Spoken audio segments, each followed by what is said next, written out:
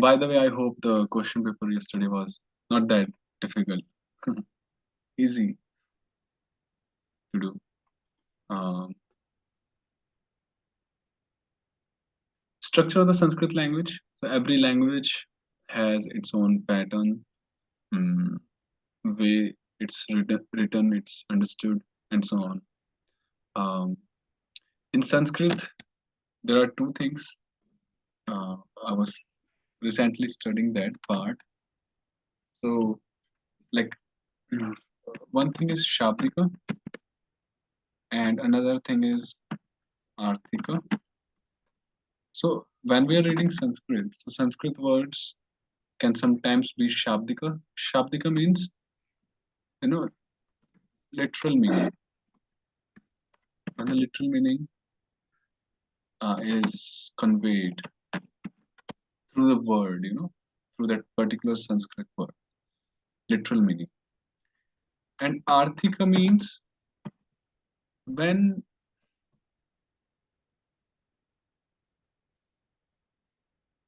a particular point is indicated, but not with that clarity.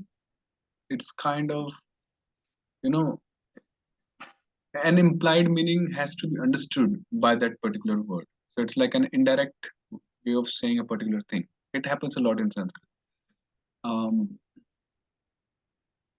for example, if something is going on, how to say that? Like, I would have to bring some examples. Jiva Goswami didn't give examples here. So, Shabdik and Arthika. Arthika means um, when an implied meaning is conveyed the word. Hmm. Yeah. Okay. Let's take one example here.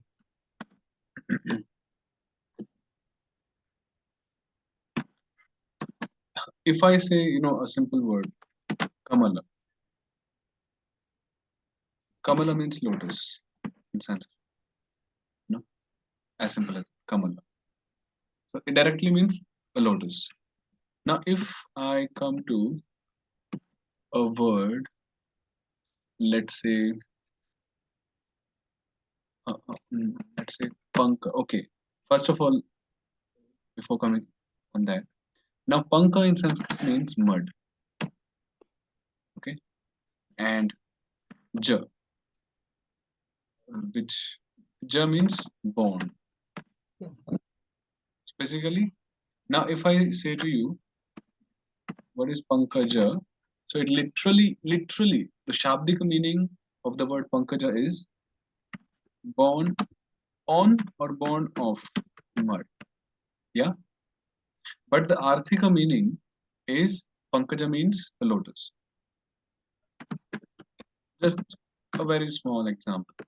You see, Pankaja literally means something which is born on mud. Now there are many things, insects, could be a couple of things which are born on the mud. Origin could be mud. Uh, but here when we say Pankaja, Pankaja conventionally means lotus. It doesn't mean anything else. So that's like the Arthika meaning. When something else is implied, right? Pankaja literally means, it literally doesn't mean lotus, right? You see the point? And many more words like that. So Sanskrit is such. So structure of the Sanskrit language, building blocks of the language. Now a sentence is called vakya in Sanskrit. So a sentence is a unit of expression to communicate an idea. So this is normal. For example, Ramaha Vanam Gacchati. So here we have three units, or here we have like, it's a sentence which is expressing an idea or a point. Ramaha Vanam Gacchati. Rama goes to the forest. Now a vakya consists of a word. So like all other languages, different words together make up a sentence. Consist The sentence consists of different words. It could be one or more than one word. So a vakyam consists of a word, padam, or words, padani. So it could be one word or it could be many words. Uh, you might be thinking, how can one word make a sentence? So that's possible. That's possible. For example, in English also, or in Hindi, or whichever language. For example, let there be a conversation. Let um, let's suppose a Kinchan Krishna Prabhu is asking me. Uh, a Kinchan Krishna Das Prabhu is asking me, uh, "How are you, Prabhu?" And I'm saying, "So how are you, Prabhu?" That's a sentence, no doubt. And my response is, "Good." Now, isn't that a sentence? It's a sentence, although it's a one word. So that's fair. So in Sanskrit, how are you, Prabhuji? Prabhu, katham asti bhavan aham samyak. Or could be kushalam, whatever. So even a word can form a sentence, can make up a sentence. So, or it could be more than one word. Padam, padam, padam. So padani, many words together. So in the above sentence, there are three words. The sentence taken here: Ramaha, Vanam, and Gachati. Okay, clear? Very simple thing, but quite profound. Now, in Sanskrit, there are two types of words. One is a verb, and another is a noun. One is a verb, and another is a noun. Now, when we come to the noun,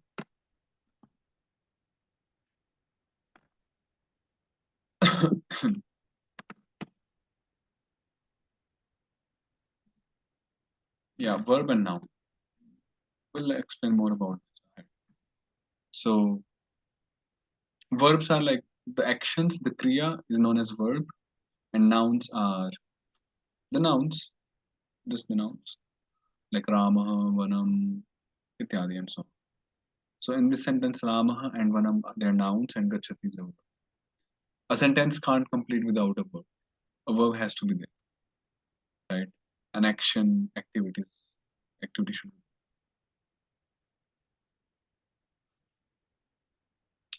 So, hmm. When we talk of nouns, now let's forget about the verb thing, coming to the nouns, because the second chapter would be nouns. Every word in Sanskrit is comprised of two basic constituents. There are two parts in the final word, Sanskrit word, which is used somewhere, like let's suppose in shlokas or in commentaries, whatever. So it's the original entity, the prakriti, which is also known as pratipadikam for the nouns, plus the pratyaya, the suffix. For example, the original entity means the root form, you know, the root form of any noun. For example, Rama here, this is the root form. And then there are particular suffixes. In this case, they have added this suffix here. So the final form of adding this suffix to this root form, nominal base, is Rama. Are you getting this point? We add, so it's like the root word,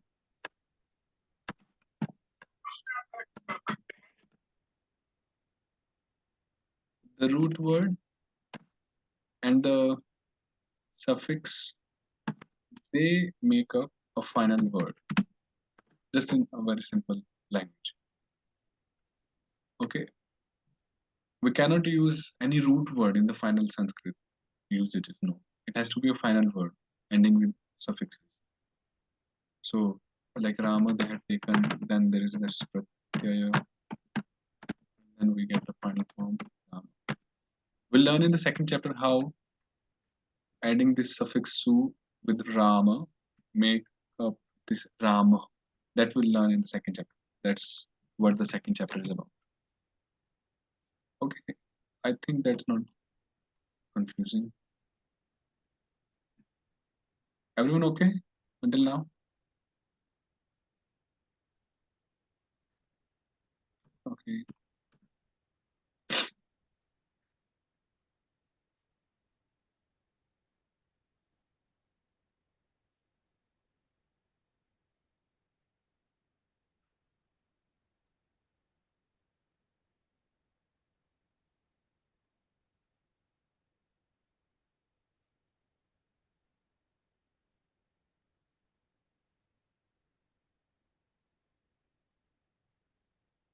Hmm.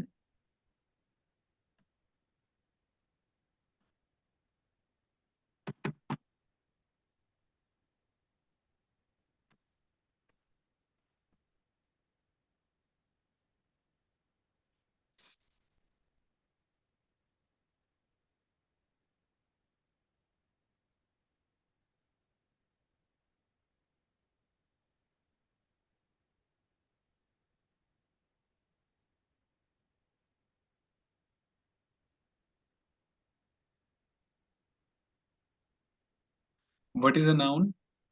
As seen so far, there are only two types of words in Sanskrit language: verb, that which ends with verbal suffix, and noun, that which ends with nominal suffix. In a sentence in Sanskrit, there has to be one verb, that already said, either written or implied. Yeah, it could be written or it could be implied. Implied means it's not there literally, but it is understood that what it is meant by the word.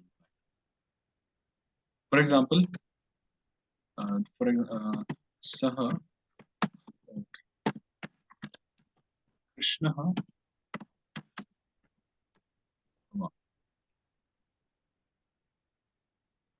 or let's say Krishna, Swayam Bhagavan.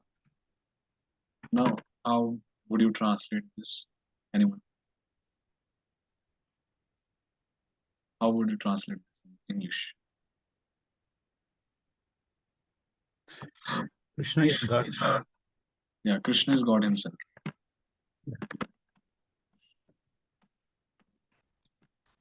Now, okay, we didn't Is. Yeah. write any equivalent for is. Yeah.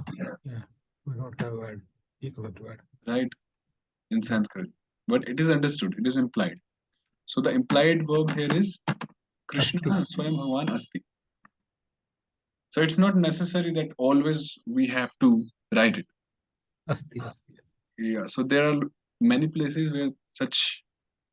So it's a style in Sanskrit. Okay, so just an example here.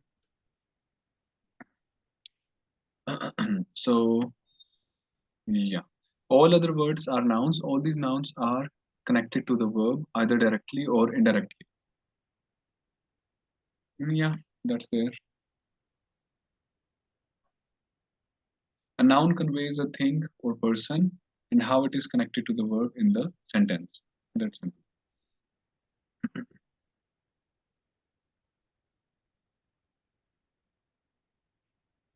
By, this is important, please pay attention here. By suffixing different nominal suffixes. Suffixing means by adding. By adding different nominal suffixes. Nominal suffixes means, the suffix means pratyay. You know, there are prefixes which are added before any word, and there are suffixes which are added after, post the word. So there are pratyas which are specifically added after the nouns.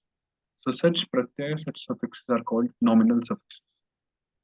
So when we add such nominal suffixes to a nominal root word, which is also called pratipadi, okay, um, then different forms of nouns are produced. Then we get different forms of nouns. Different forms in the sense it could be the difference could be in the vachanas, like ek vachana, dvivachana, bahuvachana, singular, dual, plural, or it could be the difference in the cases. The prathama vibhakti, the first case which indicates the subject mainly, the second case which indicates the object, and so on. The seven cases. So this is called declension of nouns. Declension of nouns. We decline. You see, declension of nouns. We take a noun, nominal root, we put different nominal suffixes with it. There are 21 in numbers, by the way. And then we get different forms. So that process of adding the suffix with the nominal root and making that final form, that process is called declension of nouns. Declension. Okay. Quite simple. Yeah. Three genders are there: masculine, feminine, and neuter. Um, very interesting.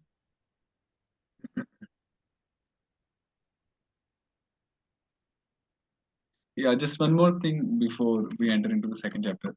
Never mix up, like uh,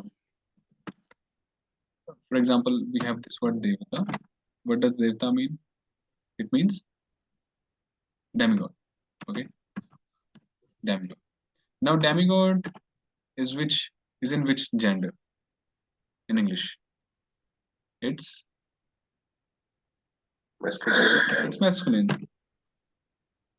Now, what would be the gender for the word devata in Sanskrit? It's feminine.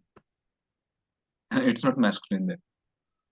So never mix up, the genders of the translations of the Sanskrit word with the gender of the Sanskrit word themselves. You see the point? Like demigod, the word demigod is in masculine, that's obvious. But the word devata, which is the Sanskrit word for demigod, that's in feminine. So we should never mix up. Uh, So it means we have to memorize Sanskrit words along with gender every time. not necessarily. Then how you will find like vriksha? Vriksha means which gender? How to find? Yeah, I mean, personally, I see we can use Yeah, we dictionary. use this. And one What is main this? thing is that if we know the tables, that also helps us in What is this recognizing. dictionary to? You showed before also. What is the name of this dictionary? This is golden dict. This is If you very type useful. in So this is golden dict. Google, it will come like that. Yeah, type golden dict, download it, the platform from golden dict, and you will have to insert different files uh, that I will give you. These are the different files you will have to insert. You have to add files from here. Okay. Hare Krishna only Sanatana last two.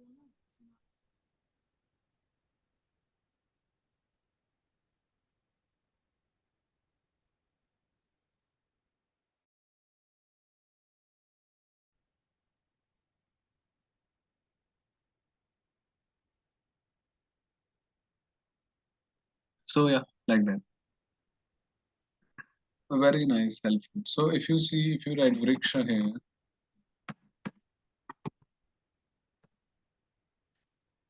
then it says M dot. So this M dot stands for masculine. And likewise, if you write Devata, then you get this F, which stands for Female. like that.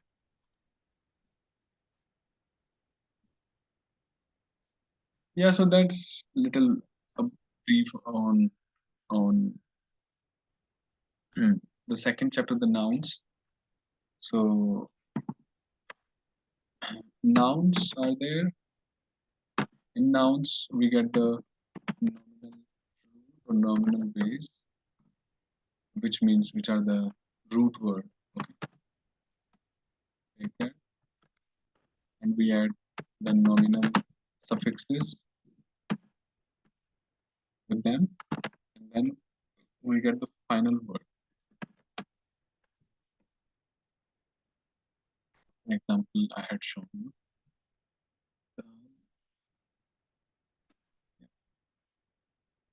The suffixes, they don't have any gender. The root word, they have genders. Okay, root words, they have genders. So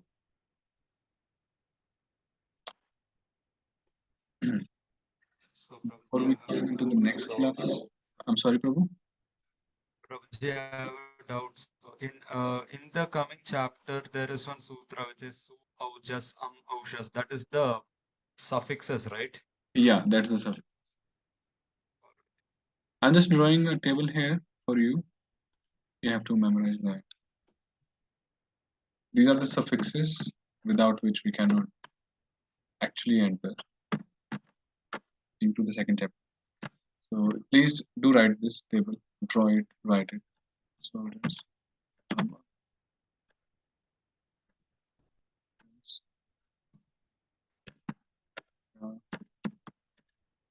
Bhyam, his, ne, bhyam, bhyas, nasib, bhyam, bhyas.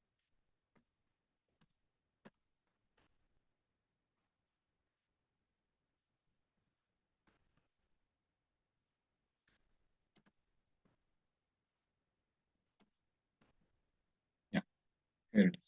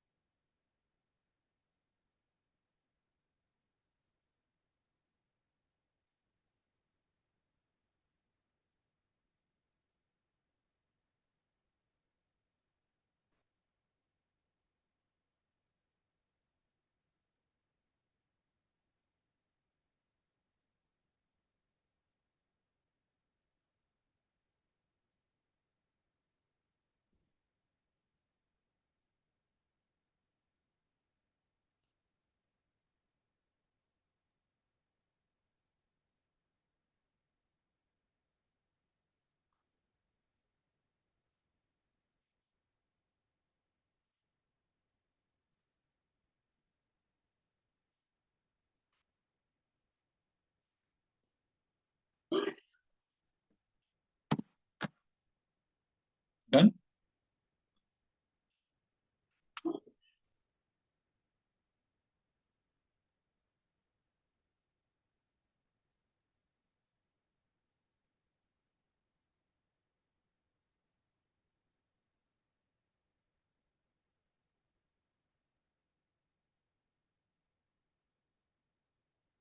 So this like row, 1 minute. Sorry, this column, the first one is like in singular, the ekvachan. When we are indicating any one subject, object, and so on. The second column for the dual, when we are indicating like two subjects, two objects, ityadi, and so on. And the third column is for plural, when we are indicating one, oh sorry, many, more than one, or more than two uh, things. So could be subject, object, and so on. Okay. And then these seven, in Sanskrit, we call them like vibhakti. In English, we simply say them first case.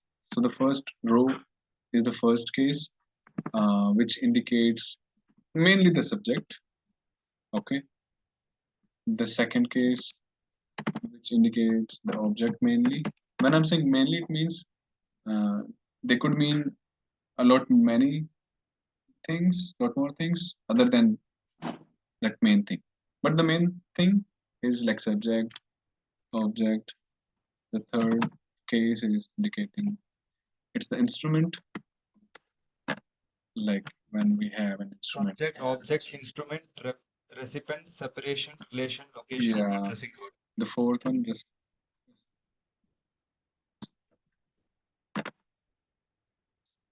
the fifth recipient, the receiver, the beneficiary of the action. The fifth one indicates or conveys the source of the action. Sixth one indicates the like, relation. and the seventh one indicates the location of the action performed.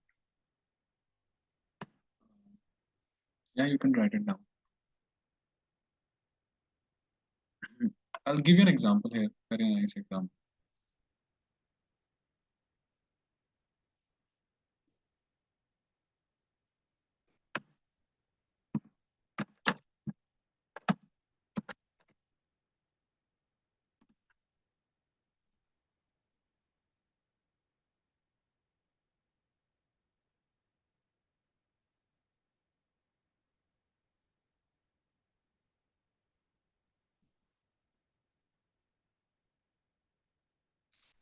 Done? Okay, see here.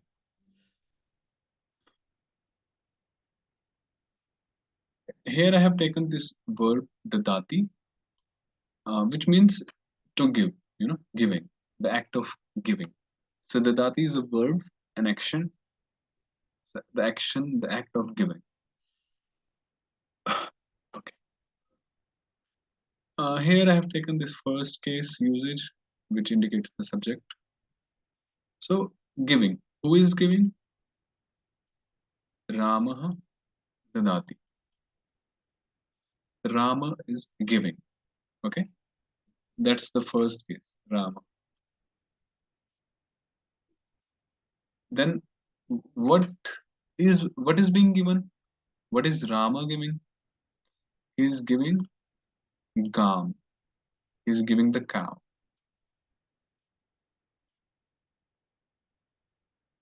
Okay. So that's the second case. The object of the action. Then how Rama is giving the cow? Like he's giving the cow with his two hands. Astabhyam. So the hands, they become the instrument, in the establishment of that action. He's giving with his hands. Oh, he's giving to some person. Oh, person, please take this cow. He's offering. So this is the third case. To whom he's giving? Who's the recipient? The fourth case, the Brahmana. Brahmana. So Brahmana is receiving the object of the action. So is the beneficiary, the recipient. Okay. Now from where he's giving the cow, the object is coming from which place? The source. So the source of the object of the action is the Goshala, the cow pen, the cow shed, as they say, the Goshthat. Panchami, the source from where. And let's say where he's giving, which place. So he's giving on the banks of river Ganga Tire. You see the connection? How the nouns, they are connected to the verb in a sentence.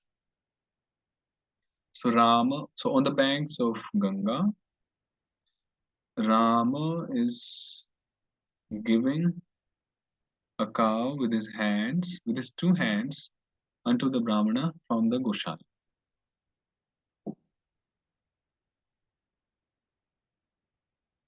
So these are how the nouns are used, like different cases. The main purpose was to show different cases connected. First case, second case, third case, fourth, fifth, seventh. The sixth case is a bit different in usage, or it's not directly connected to the verb. That we'll study. Okay. Much more to witness. What is the question word for the sixth case, Prabhu? We say the Sardasya Ramasya. What question we ask there actually? No, so yes, that's why, because this sixth case is not directly connected with the verb. We can connect it like Rama gave the cow of Dashratha. Ramaha Dashrathasya Gam Dadati. That could be there. Dashrathasya could add to, it could connect to other vibhaktis, other nouns, but not with the verb directly. How can we Why put it the- like that? Yes. Again, in the case third, why we write the 3.2 actually? I'm sorry, 3.2. Ah, These 3 point, why? numberings I will tell you like in the next when we start the second chapter. So yeah.